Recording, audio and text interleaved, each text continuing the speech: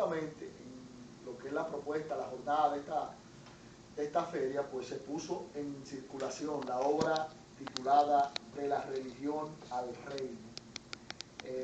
Ojalá que la Cámara nos pueda ayudar con esta obra de la religión al reino. De verdad que la religión es la expresión natural del ser humano en la búsqueda de lo divino, lo sobrenatural, lo inexplicable, lo intangible, aquello que para nuestra comprensión llamamos Dios. Así señala el autor de la obra, el doctor Manuel Valdés, en un libro, señala él mismo que es un maestro mudo, es el concepto. El libro es un maestro mudo que nos enseña a hablar en voz alta y nos puede liberar de la esclavitud de conciencia. De manera que yo creo que con este introito vale saludarle y darle la bienvenida en esta noche al doctor Manuel Valdés. Ramón Valdés, es un honor estar aquí con ustedes, en su programa tan visto, tan respetado y tan interesante. Me siento muy dichoso de que me haya honrado con esta invitación y aquí estamos para hablar de ese conflicto entre religión y reino. ¿Cómo no? Doctor, usted es nosotros hemos tenido la oportunidad de abrevar en sus obras, todas muy interesantes, sobre todo porque pienso que, sobre todo al hombre común, al hombre natural, lo que se califica como el hombre natural, puede entender su lenguaje. Es un lenguaje muy didáctico que solamente se tiene que tener interés para entrar en el conocimiento o en la apreciación de los conceptos que se emiten en él. ¿Qué provoca el nacimiento de esta obra? Ramón, como planteo en una parte del libro, decimos que la religión procura llevar al hombre hacia Dios, trazando el camino de abajo hacia arriba. La religión es el ideal del hombre de llegar a Dios, el ser humano, hombre o mujer, en esa aspiración natural de saberse necesitado de una vinculación con lo inexplicable. De ahí que toda persona es por naturaleza creyente, pueda o no razonar su fe, sea o no comprensible su fe. Toda persona es creyente, inclusive el ateo, porque el ateo cree en la inexistencia de Dios. O sea, cree que no hay Dios. Entonces hay que creer. Entonces cree, es una fe invertida. Entonces, uno de los problemas que ha tenido el ser humano en el devenir de la historia es procurar sustituir los valores superiores por valores que son asociados muchas veces al concepto de fe. El primero en hacerlo, el primero en crear un concepto religioso fue Adán. Cuando Adán peca y abandona el ideal de Dios, las normas superiores que Dios le había trazado, él trata de responder a esa necesidad de su vacío interior, de su vacío existencial, haciéndose hojas de higuera, delantales de higuera, o sea, sustituyendo los principios de Dios por un elemento humano. O sea, recurre, crea un mecanismo religioso. Desde entonces, el camino más transitado hacia el infierno ha sido el de la religión, porque en la religión el ser humano se define a sí mismo como no necesitado de nada más. Uno de los peores lazos de la religión. Doctor, lo que usted enfatiza es que la religión no es un puente, no es un tránsito que lleva al hombre a Dios, o que conecta al hombre con Dios. Defínanse la religión como aquellas actividades que ligan al hombre con Dios en ciertas maneras. No dice el concepto primario que Dios está ligado al hombre por medio de una religión, sino que el hombre asume, cree o entiende estar ligado a Dios en ciertas maneras. Pero esa ligazón, no ese estado de estar ligado, es justamente la parte negativa de la religión, que crea un sistema que habitúa a la persona, que suprime la mente, que atrofia la conciencia, que perturba la razón, que nubla los sentidos y hace que la persona desarrolle una falsa seguridad. Entonces esa falsa seguridad le lleva a no sentirse necesitado de un cambio, y ese cambio es justamente lo que lo elevaría a la comprensión de los valores del reino. Es como un alimento de tipo moral que hace que la gente diga yo soy bueno. Le crea un sistema, De hecho, en los días de Cristo, La gente estaba tan aferrada a la religión que habían hecho del concepto de fe un imperio de la ley. La ley de fe era más drástica que la misma ley civil, al punto que Jesús censura a los fariseos diciéndole que ellos habían entorpecido el camino hacia Dios porque habían creado tanta barrera por la religiosidad que habían afectado a la mente simple, a la gente que quiere acercarse a Dios y punto. De ahí entonces que Jesús no viene a crear una religión. Jesús no viene a crear una religión, ni siquiera un sistema religioso, ni siquiera el concepto de la idea de la iglesia propiamente. La iglesia está en el mundo como instrumento para establecer el reino. O sea, el concepto de la iglesia se demuestra que Jesús habló 124 veces del reino y solo 4 veces de la iglesia. Matemáticamente dice que la prioridad 1A era enfatizar los valores del reino. Doctor, ¿es una distorsión o yo puedo colegir por su concepto que cuando cualquier persona dice en la calle, yo no voy a la iglesia, yo no voy porque yo a Dios yo lo busco a mi manera, está validando ese concepto entonces? Una religión natural, una religión sin código. Entonces el concepto de fe, los valores del reino, los principios del reino tienen un código de vida. Dios no ha dejado el mundo a merced de las circunstancias o a merced de la orfandad, sino que le ha creado unos códigos de vida. Ahora, esos códigos de vida van más allá de un sistema religioso, van más allá de lo que el hombre interpreta como bueno y válido para vivir de alguna manera vinculado a Dios. Por lo tanto, el Evangelio es algo más que una religión. La iglesia tiene algo más que un sistema religioso. Tiene unos valores, tiene unos códigos de vida, tiene unos códigos de conducta moral, individual y colectiva que norman el quehacer y la vida propia del ser humano. Por lo tanto, cuando la persona dice yo no voy a la iglesia porque busco a Dios de cualquier manera, está haciendo de su punto propio una iglesia, está haciendo su punto propio un sistema de vida al margen de lo que es Dios. Pero tampoco es correcto. Bueno, cada persona tiene una independencia de acción sobre la cual puede por sí solo percibir, porque Dios es perceptible. O sea, el ser humano tiene la capacidad de conocer a Dios al margen de que vaya a una iglesia o no. O sea, está la revelación natural, está la revelación de la conciencia.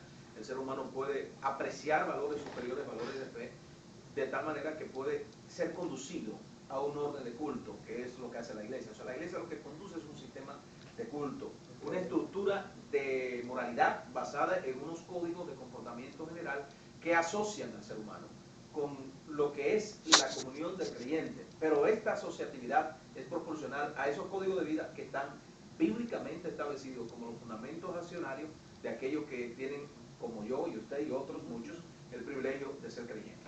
Mira, me llama la atención en esta obra de la religión al reino, que el concepto reino casi no se lo escucha, sobre todo a los protestantes, en términos particular, hablo de esa congregación de pentecostales, bautistas, etcétera, sino más bien quienes más hablan del reino son los testigos de Jehová. Los testigos del reino. Fíjense que dice que hablan los testigos del reino, entonces, el salón del reino. El salón del reino. Sin embargo, este lenguaje, que aun cuando en su obra usted señala que fue Jesucristo en su paso por la tierra fue enfático en anunciar el reino, no anunciar la religión. Su primera palabra fueron el reino. El tiempo se ha cumplido, el reino de los cielos se ha acercado. Arrepentidos y creed en el Evangelio. O sea que el constructo, la teología de Cristo, en el fundamento 1 de la teología de Cristo tuvo la unidad del reino, el concepto del reino. Elementos que separan así, si se quiere de manera sintetizada, ¿qué yo puedo calificar como religión y dónde yo puedo encontrar el reino? El reino son códigos de vida. El reino es la manera como Dios ha conducido el curso de la historia de la humanidad, el ayer, el hoy. Cómo Dios conduce hoy el comportamiento del universo, cómo Dios conducirá mañana el comportamiento del universo. Entonces, el reino tiende a magnificar la soberanía de Dios sobre la voluntad humana, no anulándola, sino más bien desarrollando la voluntad humana para que esté en consonancia con el designio superior de que la vida del ser humano debe estar digna en toda su manifestación. El reino es dignidad para la vida humana, el reino es una proposición objetiva de la naturaleza del ser humano que alcanza la dimensión ética más elevada, que alcanza la comunión más plena con Dios, con su propia conciencia, con el prójimo, que alcanza ese balance, ese equilibrio ético justamente entre lo ético, lo debido y lo conveniente. La religión perturba ese equilibrio. La religión no tiene ese balance entre lo que es ético, entre lo que es debido, entre lo que es conveniente. la religión no propicia un nivel de comprensión entre el balance entre la mente, el corazón y el carácter. El reino facilita ese equilibrio, que la mente esté en una dimensión de equilibrio con el corazón, con el centro de la emoción, y que a su vez con el carácter, y que con la voluntad, y esta voluntad aplicada con las acciones mediante unos códigos específicos, que para dicha del ser humano están ampliamente desarrollados y sustentados en la palabra de Dios. Por lo que usted señala, esta obra viene a ser un apoyo, un soporte, si se quiere, para el estudio teológico del reino. Lo es porque una de las necesidades que hemos tenido es una teología del reino. La teología del reino es una teología de la compasión, es una teología de la responsabilidad. Hemos tenido una teología de la confrontación, hemos tenido una teología de sustitutos de Cristo, donde el ser humano ha ido a buscar a Cristo a una iglesia o a una congregación y se ha encontrado un sistema opresor, se ha encontrado un sistema donde hasta se le niega al ser humano la vida en su manifestación más plena. Se suprime la razón, se suprime la capacidad de pensar por sí mismo, se suprime la capacidad de tener un criterio propio de las cosas, al modo que se crea un estado de manipulación en el entorno donde la persona va con ansias de buscar a Dios.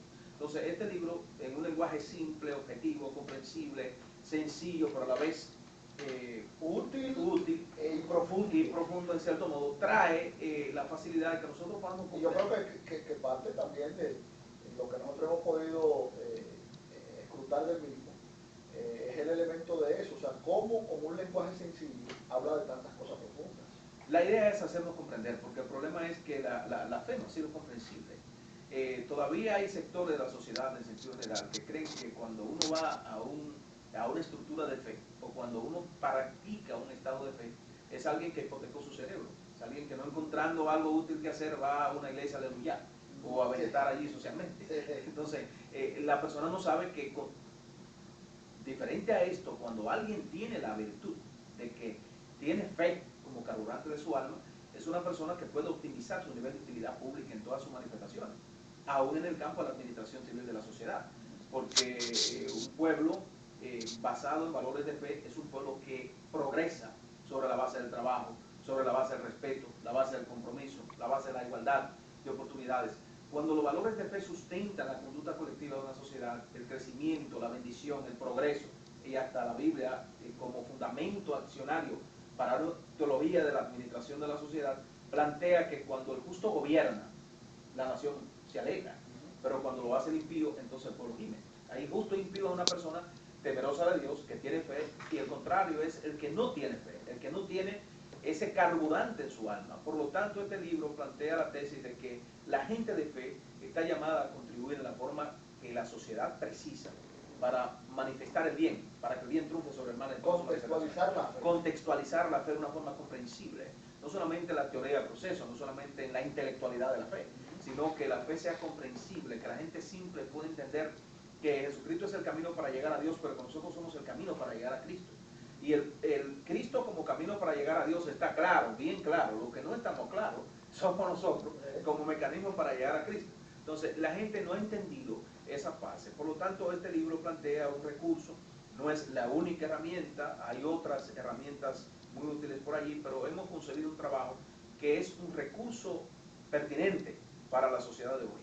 Hay un elemento que me llama la atención en esta obra, y es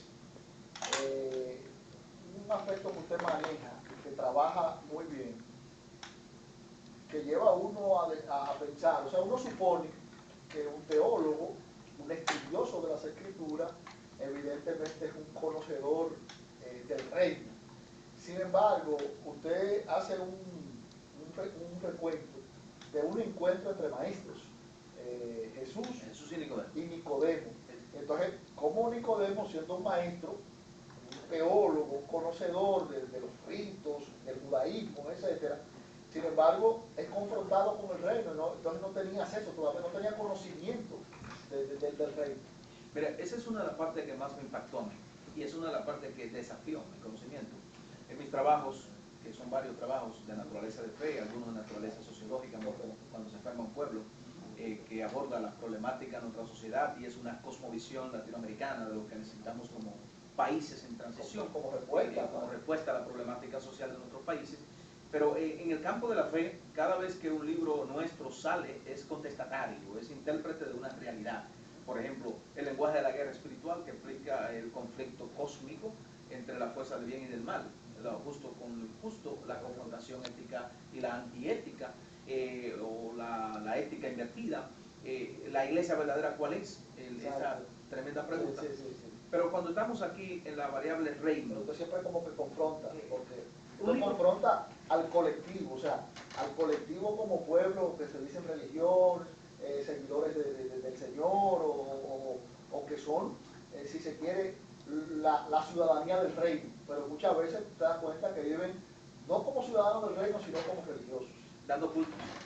Entonces vive una vida cultica, pero la vida en esencia que interpreta y encarna los valores del reino es una vida que se manifiesta con servicio, porque Jesucristo se pasó toda la vida protagonizando una película cuya única, primera, segunda y última escena fue servicio.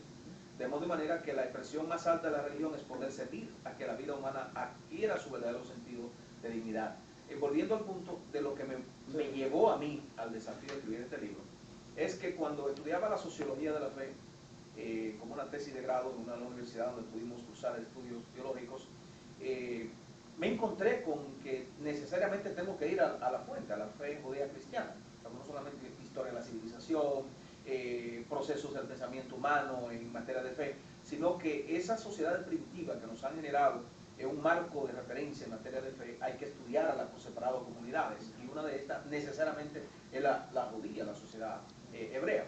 Pues allí me encontré con que el sistema religioso de ellos tenía una estructura, por ejemplo, los días de Cristo, donde predominaban ciertos nichos del poder religioso: el fariseísmo, los saduceos, los gnósticos, los herodianos, y cada uno de ellos tenía una estructura de poder, pero lo que predominaban eran los fariseos.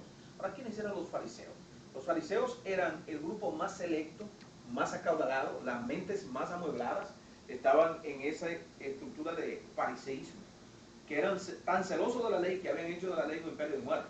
O sea, le había robado la esencia a la fe por el celo que ellos tenían. Pero, ¿qué tal? Ellos crearon una especie de consejo de gobierno en materia de fe en la sociedad hebrea, y estaba distribuido en dos grandes consejos: el consejo menor, o el Sanedrín menor, que tenía 21 miembros.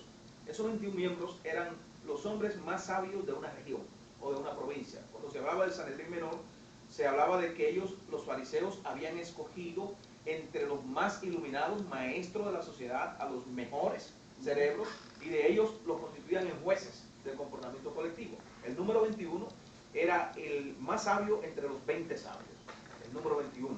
Entonces había que ser muy sabio para uno resolver un problema donde 20 sabios se equivocaban. Pero en el caso de Nicodemo, él pertenecía al otro Consejo Supremo, que era de 70 sabios más uno. Cuando la Biblia dice que él era el principal, o principal entre los judíos, él era el número 71 entre los 70 hombres más sabios de la nación. Y ese hombre, con esa envergadura de conocimiento, no tenía el reino, no estaba en el reino. O sea, eso nos dice a nosotros que mucha gente hoy que cree que tiene a Dios agarrado por la falda, y el propósito de este libro no es sembrar dudas sobre la seguridad de la salvación, sino desafiar a revisar nuestra fe, los códigos de nuestra fe, una reingeniería de nuestra fe, una revisión estructural de cómo nosotros practicamos la fe. La praxis de la fe en base al contexto de la sociedad es una necesidad imperiosa que hoy nosotros revisemos eso, porque estamos hablando de un sistema religioso que le está robando esencia a la vida de la gente, y Jesús fue simple. El mensaje del Evangelio es simple: te salva por la fe, te arrepientes y comienzas a vivir tan digno como sea posible para que puedas construir tu vida sobre la base de una esperanza viva. Eso es todo. De ahí para allá todo el sistema. Ahora vamos a hacer una pausa para venir a hablar de dónde podemos conseguir esta obra y otros temas diferentes a su trabajo, al trabajo que viene realizando.